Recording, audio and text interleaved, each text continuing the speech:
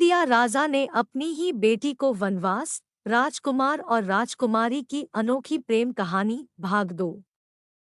दोस्तों, इस कहानी के पहले एपिसोड में हमने देखा कि किस तरह वाराणसी का राजकुमार मुकुट अपने मित्र गुणवंत के साथ जंगल में शिकार खेलने गया, जहां एक तालाब के किनारे उसकी भेंट कर्नाटक देश की राजकुमारी मणिमाला से हुई, जो अपनी सखियों के साथ वहां जलक्रीड़ा करने को आई थी। राजकुमारी को देखते ही राजकुमार उस पर मोहित हो गया और उस राजकुमारी ने भी इशारों ही इशारों में उसे अपना नाम और स्थान बताया और यह भी बताया कि वह भी उसे पसंद करती है। शिकार से वापस अपने नगर में लौटने के बाद राजकुमार अपनी प्रेमिका की याद में बेचैन रहने लगा। उसकी यह हालत उसके जिगरी दोस्त गुणवंत से नहीं देखी गई। अंत में दोनों दोस्तों ने उस राजकुमारी की तलाश में कर्नाटक देश को जाने का फैसला किया और अपने अपने माता पिता से आज्ञा लेकर वे दक्षिण दिशा की ओर चल पड़े। वाराणसी से गंगा के किनारे किनारे चलते हुए वे प्रयाग पहुँचे। वहां से चलकर चित्रकूट पहुंचे और फिर दक्षिण दिशा में चलते हुए महान विंध्याचल पर्वतमाला को पार किया और दंडकारण्य के विशाल जंगल से गुजरने के बाद आखिर कर्नाटक देश की राजधानी पंपापुर पहुंचे। वहां पंपा सरोवर में स्नान कर दोनों मित्रों ने पास के विरूपाक्ष मंदिर में पूजा अर्चना की और फिर रत्नों के व्यापारी के नाम पर नगर में प्रवेश कर एक विशाल मंदिर की धर्मशाला में टिक गए। नगर के मंदिरों में देवी देवताओं के दर्शन करना, हाट बाजारों की शोभा निहारना और राजमहल के सामने वाले विशाल मैदान में लगने वाले मेलों तथा खेलतमाशों का आनंद लेना उनका नित्य का काम हो गया। ऐसा करते करते कई दिन बीत गए। फिर एक दिन राजकुमार के मित्र गुणवंत ने उससे कहा, मित्र, इस प्रकार समय बिताने से काम नहीं चलेगा, हमें राजकुमारी मणिमाला तक अपना संदेश अवश्य ही पहुंचाना चाहिए। इसके लिए हमें किसी विश्वस्त और चतुर संदेशवाहक की तलाश करनी ही पड़ेगी। इस पर राजकुमार ने भी अपनी सहमति जताई और यह भी कहा कि मित्र, मैं तो आपकी ही सलाह पर चलता हुआ यहाँ तक आया हूँ। आप मेरे भीतर और बाहर की दशा से भली भांति परिचित हो। राजकुमारी तक संदेश पहुँचाने का उपाय भी आपको ही करना पड़ेगा। ऐसा निश्चय कर एक दिन दोनों मित्र बाजार में घूमते घूमते फूलों की हाट की तरफ जा निकले, जहां रंग बिरंगे वस्त्रों में सजे स्त्री पुरुष सुगंधित फूलों की खरीद फरोख्त कर रहे थे। भी गुणवंत की निगाह एक बूढ़ी औरत पर पड़ी जो टोकरियां भर भर के फूल खरीद रही थी।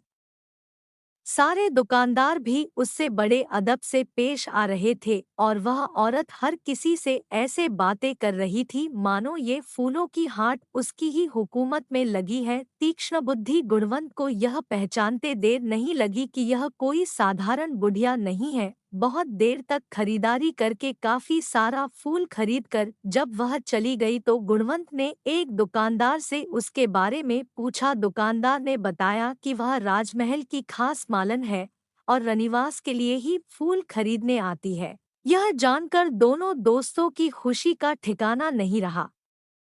उन्हें तो मानो मुहमांगी मुराद मिल गई। लेकिन अपनी खुशी को छुपाते हुए उन लोगों ने उस दुकानदार से कुछ फूल खरीदे और आपने बासे पर आ गए। कल होकर ठीक समय पे वे दोनों फूलों की हाट में पहुंच उस बुढ़िया का इंतजार करने लगे। कुछ देर में वह आई और फूल वगैरह खरीदकर जब जाने लगी तो दोनों उसके पीछे हो लिए। हाट बाजार की गहमागहमी से बाहर निकलने पर दोनों कदम बढ़ाकर बुढ़िया के पास पहुंचे और गुणवंत ने उससे जय राम जी की कही। बुढ़िया ने भी जवाब में जय राम जी कहा। फिर गुणवंत ने उसके और पास आते हुए कहा, अम्मा, यह टोकरी तो बड़ी भारी लग रही है और तुम काफी थकी हुई भी लग रही हो। लाओ, यह टोकरी मुझे दे दो और जहाँ कहोगी वहां तक मैं तुम्हारे साथ चलूंगा। बुढ़िया ने जवाब में कहा कि बेटा, यह तो मेरा रोज का काम है, तुम कब तक मेरी मदद करोगे। इस पर गुणवंत ने कहा कि अम्मा, तुम कहो तो हम रोज ही यह टोकरी उठाकर तुम्हारी मदद किया करेंगे, हमें बुजुर्गों की सेवा से बड़ी खुशी मिलती है। इतना कहकर गुणवंत ने बुढ़िया के सिर से फूलों की टोकरी उतारकर अपने सिर पर रख ली और कहा, चलो अम्मा, किधर चलना है।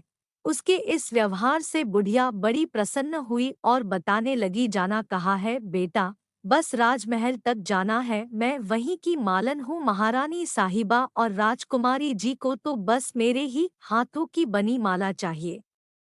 सिर के बोझ से खाली होकर वह बुढ़िया इसी तरह की ढेर सारी बातें बताने लगी। गुणवंत भी काफी दिलचस्पी से उसकी बातें सुनता और उन दोनों के पीछे पीछे चलता हुआ राजकुमार अपने दोस्त की इस चालाकी पर मन ही मन खुश हो रहा था। इतने में राजमहल का फाटक आ गया। उससे थोड़ी दूर ही एक पेड़ के नीचे बुढ़िया रुकी और कहा कि बेटा, अब यह टोकरी मुझे दे दे, क्योंकि तुम्हें यहाँ से आगे तो जाने नहीं देंगे। ऐसा बोलकर वह थोड़ा रुकी और गौर से गुणवंत तथा राजकुमार को देखते हुए कहा, लेकिन बेटा, जाते जाते अपना नाम वाम तो बताते जाओ और कहाँ रहते हो यह भी बताओ। इसके साथ ही उसने इतना और जोड़ा कि मुझे तो तुम दोनों किसी और देश से आए हुए लगते हो। गुणवंत ने हाथ जोड़कर कहा, माता, तुम्हारा अनुमान बिल्कुल सही है, हम वाराणसी के रहने वाले हैं। मेरा नाम गुणवंत है और यह है मेरा दोस्त राजमुकुट। हम पर्यटन के उद्देश्य से इस देश को आए हैं, धर्मशाला में ठहरे हैं, लेकिन हमारे पास कुछ रुपए और कुछ रत्न हैं, जिनकी चोरी का डर हमेशा सताता रहता है।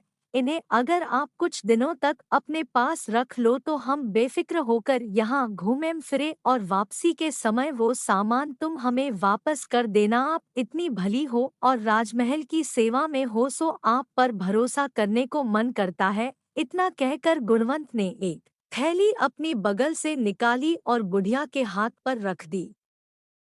लेकिन बुढ़िया ने कहा, बेटा, बड़ी खुशी की बात है कि पहली ही भेंट में तुम मुझ पर इतना भरोसा जता रहे हो, लेकिन यहाँ मैं यह थैली नहीं ले सकती। तुम अगर चाहो तो मेरे घर पर आकर अपनी थाती मुझे सौंप सकते हो। इतना कहकर उसने उन्हें अपना पता बताया और राजमहल के फाटक के भीतर चली गई। दोस्तों, दूसरे दिन राजकुमार के साथ गुणवंत जब उस बुढ़िया मालन के घर पहुंचा तो वहां क्या हुआ?